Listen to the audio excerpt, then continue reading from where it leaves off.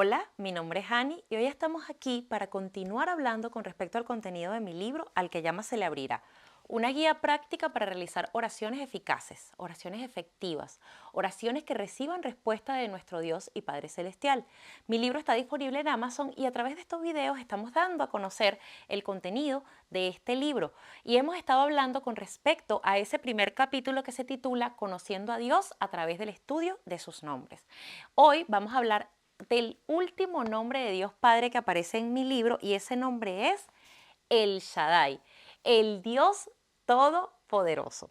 Este nombre aparece o se lo da Dios a sí mismo cuando le va a hacer una promesa a Abraham para explicar que para él todas las cosas son posibles, que él puede hacerlo todo y que no hay situación que sea tan difícil como para que nuestro Dios no la pueda resolver o solucionar. No existe ningún problema tan grande como para que nuestro Dios no lo pueda solucionar. Este título aparece por primera vez en Génesis 17 y aquí se le aparece Dios a Abraham para decirle que él iba a tener descendencia a pesar de que tenía 99 años, que era anciano, y que su esposa era también anciana e infértil. Y ¿por qué se aparece el Señor para decir esto? Porque esa descendencia de Abraham iba a tener un linaje grandísimo como las estrellas del cielo y como el polvo de la tierra, como nos dice la palabra de Dios, y a través de esa descendencia, cientos de años después, iba a venir nuestro Señor Jesucristo. Así que aquí, en ese primer versículo de Génesis 17, se aparece de esta manera Dios a Abraham. Yo soy el Dios Todopoderoso. Anda delante de mí y sé perfecto, y pondré mi pacto entre mí y ti, y te multiplicaré en gran manera. Entonces Abraham se postró sobre su rostro, y Dios habló con él, diciendo, he aquí mi pacto es contigo, y serás padre de muchedumbre de gentes, y ya no se llamará más tu nombre Abraham, sino que será tu nombre Abraham, porque te he puesto por padre de muchedumbre de gentes, y te multiplicaré en gran manera, y haré naciones de ti, y reyes saldrán de ti. Que Abraham y Sara pudieran tener hijos en este momento era algo completamente imposible porque los dos eran muy ancianos. Vamos a mencionar algunos versículos que nos hablan de la imposibilidad de este asunto. Estos versículos los tengo por una predicación que hice en mi iglesia un tiempo atrás, para que realmente nos pusiéramos en contexto de cómo era la situación. Romanos 4, 8, 18, 19. Él creyó en esperanza contra esperanza para llegar a ser padre de muchedumbre de gentes, conforme a lo que se le había dicho, así será tu descendencia. Y no se debilitó en la fe al considerar su cuerpo, que estaba ya como muerto, siendo casi de 100 años, o la esterilidad de Sara, de la matriz de Sara. Es decir, estaba tan anciano que lo describen ya como muerto. Y además nos agregan que Sara era estéril, no había podido tener hijos en toda su vida. Si leemos Génesis 18, versículo 11, nos explican también. Y Abraham y Sara eran viejos, de edad avanzada, y Sara le había cesado ya la costumbre de las mujeres, es decir, Sara ya no tenía el ciclo menstrual, era menopáusica. Luego también nos hablan de que ellos no tenían relaciones sexuales. Génesis 18:12 dice, se rió pues Sara entre sí diciendo, después que he envejecido tendré deleite, siendo también mi señor ya viejo. Y esto lo que significa es que ellos ya no se acostaban, es decir, no tenían deleite.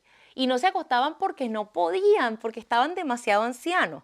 Ahora, yo les pregunto, ¿existe una situación más difícil que esta? Yo recuerdo que en esa predicación yo le decía a la congregación, vamos a pensar, vamos a imaginarnos al anciano más anciano que nosotros nos podamos imaginar, la persona más viejita que exista. Ahora vamos a imaginarnos a la viejita más viejita que nosotros, de la que nosotros sepamos. ¿Es posible que ellos dos tengan un hijo? Es que la situación era completa y absolutamente imposible. Solo Dios, con un milagro, con algo completamente sobrenatural, podía hacer que esto fuera realidad. Y de hecho, por eso se presenta con ese nombre, porque él necesitaba que Abraham tuviera fe en que él sí lo podía hacer. Y de hecho, un año después de que Dios hiciera esta promesa, Sara y Abraham tuvieron a Isaac, al hijo de la promesa. Me gustaría comentarles también algunos versículos que nos hablan cómo para Dios no hay nada imposible. Mateo 19:6. Y mirándoles, Jesús les dijo: para los hombres esto es imposible, mas para Dios todo es posible. Lucas 1:37. Porque nada hay imposible para Dios. Jeremías 32:17. Oh Señor Yahweh, he aquí que tú hiciste el cielo y la tierra con tu gran poder y con tu brazo extendido. Ni hay nada que sea difícil para ti. Job 42:2. Yo conozco que todo lo puedes y que no hay pensamiento que se esconda de ti. Génesis 18:14, hablándole también a Abraham y Sara. ¿Hay para Dios alguna cosa difícil? Al tiempo señalado volveré a ti y según el tiempo de la vida, Sara tendrá un hijo. Y Dios ciertamente cumplió su palabra. Luego también hay un versículo que me encanta que habla de Jesucristo, que es Dios hecho hombre, y nos muestra cómo Jesús es el Todopoderoso con nosotros. Vamos a leer Apocalipsis 1:7. He aquí que viene con las nubes y todo ojo le verá, y los que le traspasaron y todos los linajes de la tierra harán lamentación por él. Sí, amén. Yo soy el alfa y la omega, principio y fin, dice el Señor, el que es, el que era y el que ha de venir, el Todopoderoso.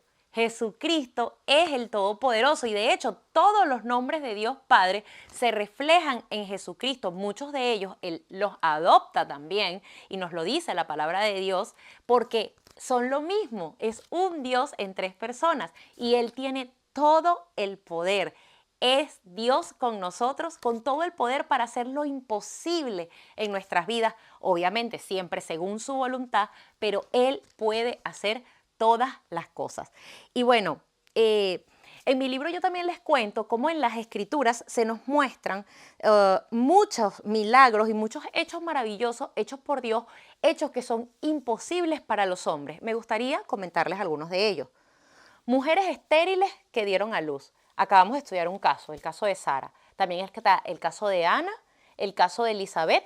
Y aquí no era estéril, pero fue algo sobrenatural porque fue por el poder del Espíritu Santo el caso de la Virgen María. ¿Cómo fue que concibió a Jesucristo? A través del poder de Dios. Luego, aguas que eran divididas en dos. Vamos a pensar, un mar partido por la mitad. Y el Señor lo hizo dos veces, lo hizo abriendo el Mar Rojo y abriendo el Jordán para que su pueblo pasara. Multiplicación sobrenatural de la provisión. Y esto lo vemos en el Antiguo Testamento con Dios Padre y en el Nuevo Testamento con Jesucristo. Vimos cuando Dios mandó maná, cuando mandó las codornices para alimentar a su pueblo en el desierto, cuando multiplicó las tinajas de la viuda de Sarepta, cuando Jesucristo hizo la multiplicación sobrenatural de los panes y los peces, y esto lo hizo dos veces. Luego, lo vemos también cuando Dios sanaba enfermedades de forma inmediata y sobrenatural, cuando Jesucristo se hizo hombre y sanaba a los enfermos, cuando echaba fuera demonios, cuando resucitó muertos. Y también lo vemos en todas las guerras ganadas en donde Dios peleó por su pueblo, como mencionamos en los videos anteriores, sin que nosotros tuviéramos que hacer, o sea, sin que su pueblo tuviera que hacer nada o casi nada porque Él es el que pelea la batalla. Son incontables las bendiciones que Dios tiene para nosotros por su poder y por su fuerza, porque no hay circunstancia que Dios no pueda vencer. No hay nada que se escape de su control y nada que sea tan complicado como para que Él no lo pueda solucionar.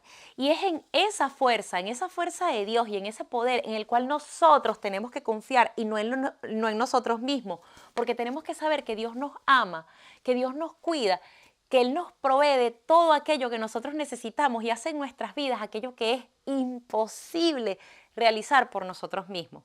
Nuestro Dios todo lo puede y a través de su Hijo Jesucristo, por la fe en Él, nosotros podemos acceder a esas promesas hoy, porque Jesucristo es el mismo ayer, hoy y por siempre. Así que confiemos en ese poder de Dios para aquellas cosas que nosotros necesitamos y que Dios, obviamente siempre según su voluntad, hará en nuestras vidas. Amén. Y bueno, Hablando de este nombre extraordinario de Dios, del Shaddai, del Dios Todopoderoso, terminamos estos videos donde estamos hablando de Dios Padre y nos queda un video donde vamos a hablar del nombre sobre todo nombre, el nombre de su Hijo Jesucristo, de Dios hecho hombre. Con ese vamos a cerrar ese primer capítulo de mi libro, Conociendo a Dios a través del estudio de sus nombres. Y después vamos a comenzar a hablar con respecto a la oración, al modelo de oración más importante que hay en la palabra de Dios para que aprendamos cómo hacer oraciones eficaces, oraciones que reciban respuesta de nuestro Dios y Padre Celestial. Les recuerdo que mi libro, si lo quieren leer, está disponible en Amazon de su país.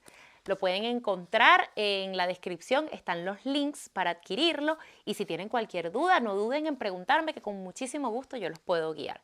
Que Dios los bendiga, que Dios incremente su fe y su conocimiento de Él, que es lo que nos ayuda a alcanzar todas esas promesas y que sea Dios respondiendo sus oraciones. Nos vemos en un próximo video, que Dios los bendiga, gracias por su atención.